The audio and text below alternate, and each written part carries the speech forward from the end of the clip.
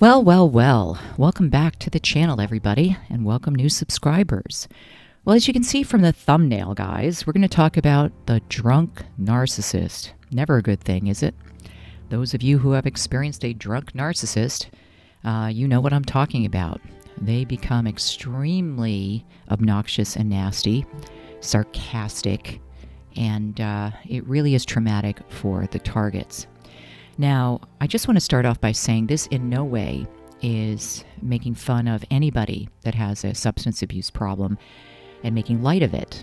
This is just bringing attention to the severe narcissist, those high on the spectrum of NPD, those who are malignant narcissists, the ones we talk about on this channel, the ones that display behavior of a psychopath or sociopath as well as being a malignant narcissist, and those who can be pretty sadomasochistic as well. It's really something when you encounter these types. They're highly destructive and toxic. And this is just discussing their behavior when they have any intake of alcohol, really. It's never a good thing. So let's review some things about the narcissist. We know that they're arrogant. We know that they have a sense of self-entitlement about them. We know that they need attention all the time. So if they're in a situation that's an event focused on someone else, like a birthday party or someone's wedding, or it's honoring another person, it's an event that's not about them, let's say, the narcissist many times needs to bring the attention back on them somehow, even if it's highly embarrassing and traumatic to the people around them.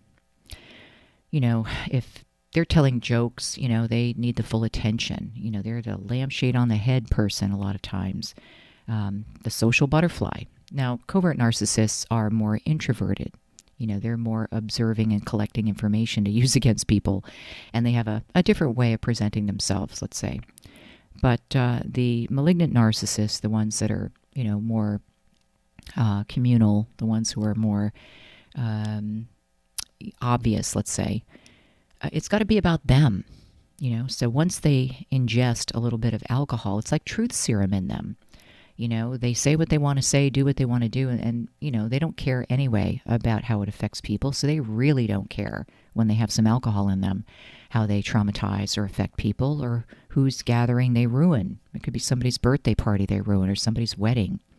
I even heard of a severe narcissist that was someone's stepmother. It was a cousin of mine, and her mother unfortunately passed away at birth, and she had a stepmother that was not very kind to her and was a narcissist. And when this cousin of mine had gotten married, the stepmom made a big scene at the wedding, was drunk, ran and pulled the veil off of her stepdaughter's head. It was that much of a scene, guys. I'm sure that left scars on her life. She's happily married to her husband, the person she married at that wedding, for decades now, probably over 40-something years, luckily.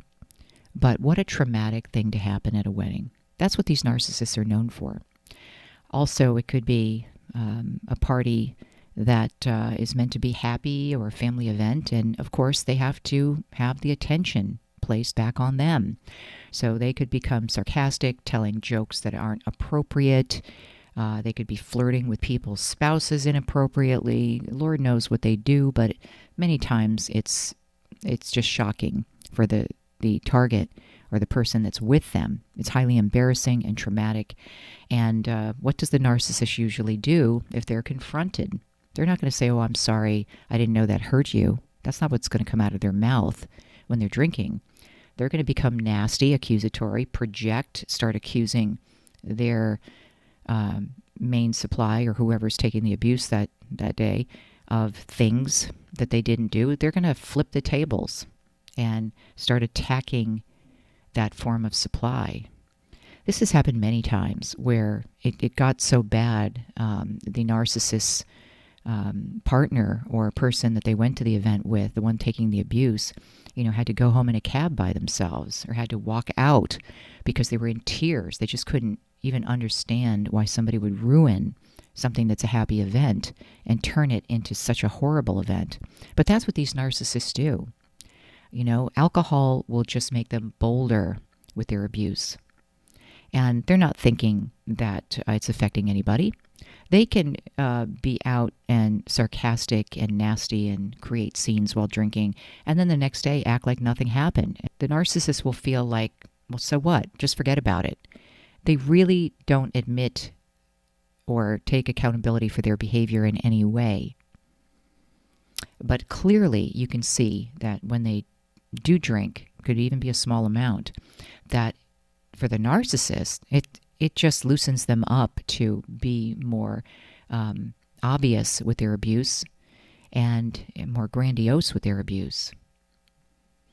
It's really something to see.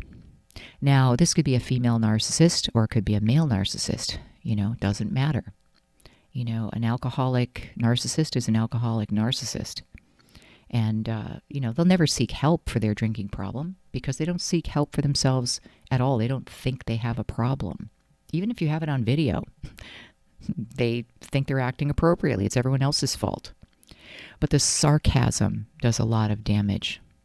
These narcissists, when they drink, they can become extremely sarcastic and mean and cruel. The things that come out of their mouth stick with the target for long periods of time. The devaluing is off the charts when they're drunk. If you haven't watched my video about the devaluing narcissist, watch that, because it shows you that they just want to hurt the target. They don't really care how. Like I said, you could be a Victoria's Secret model, and the narcissist, especially a drunk, sarcastic narcissist, will pick on the person's appearance and body parts and their hair, their face. There's nothing off boundaries with a severe narcissist, let alone a drunk narcissist. So can you be around that abuse constantly and not be affected? Absolutely not. It's going to affect you. It's going to affect how you present yourself. It's going to affect your whole life. Those tapes are going to go on in your head. But let me tell you something. The Holy Spirit can erase that pain and erase those abusive statements and will remind you that you're a child of God with unique gifts and talents, and that you have a purpose in life that is a great calling from God, and that you are valued in the kingdom, and that you should know your place in the kingdom. That's why the severe narcissist, especially a drunk narcissist, will want to devalue you and insult you and be sarcastic and mock you. It's the devil laughing in your face. And you know what I'm talking about if you've ever witnessed this. It's highly traumatic and embarrassing, and there's no accountability. They will never say they're sorry. They will just blame you or other people. They will never seek help because they're not self-aware. They're not going to say, you're right, I am an alcoholic, or I am a problem drinker, or I am a narcissist. Those words will never come out of their mouth. And they will continue to embarrass the target and humiliate the target and demean the target every chance they can get, especially at these events where there's alcohol, or if they've ingested even a small amount of alcohol. It never ends well. It's not a great place to be. So I would avoid it at any cost.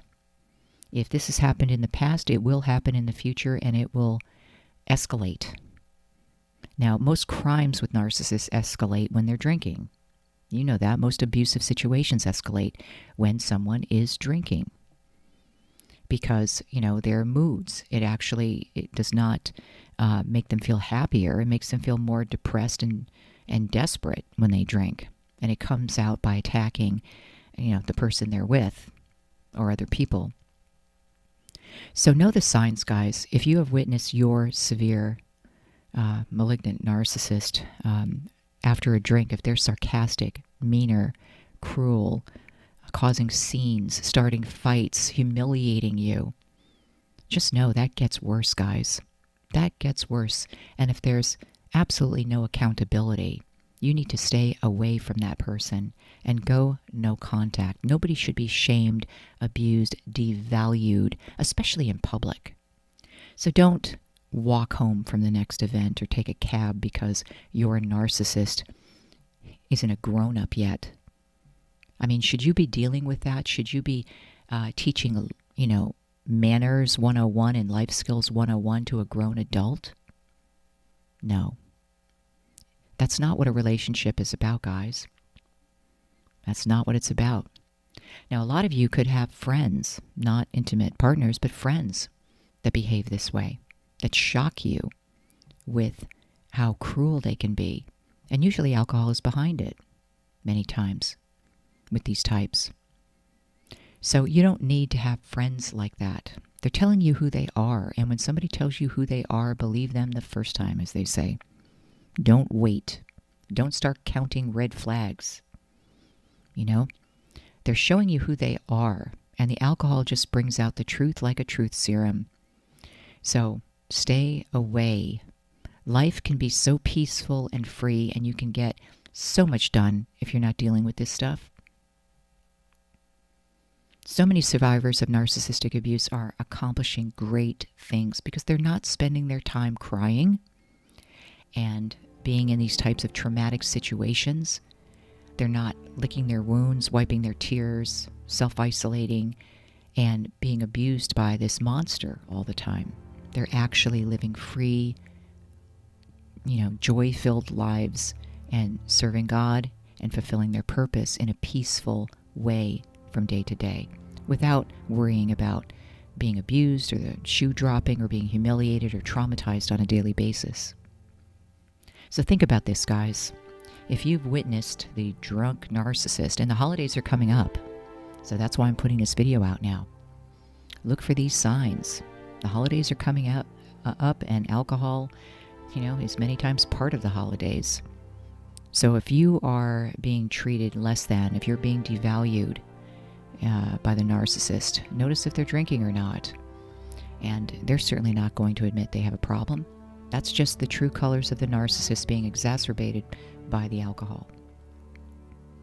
So the key is no contact, guys. The key is to value yourselves. Know who you are in the kingdom.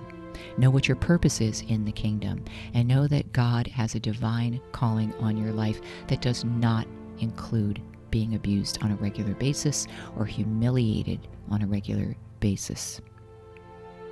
So I hope this was helpful, guys. Let me know what you think in the comments below. And if you have dealt with this, it often helps other people if you share in the comments below so people know they're not alone. And if you would like prayer, please put your name in the comments and I'll add you to the prayer list. And make sure you follow on Facebook, Twitter, and Rumble, guys. And I'll see you soon. If anybody would like one-on-one Christian guidance, please email me at angelhavenministry@gmail.com and I'll be sure to get back to you on how to do that. So thanks so much, guys. I'll be back with more videos soon, and take care.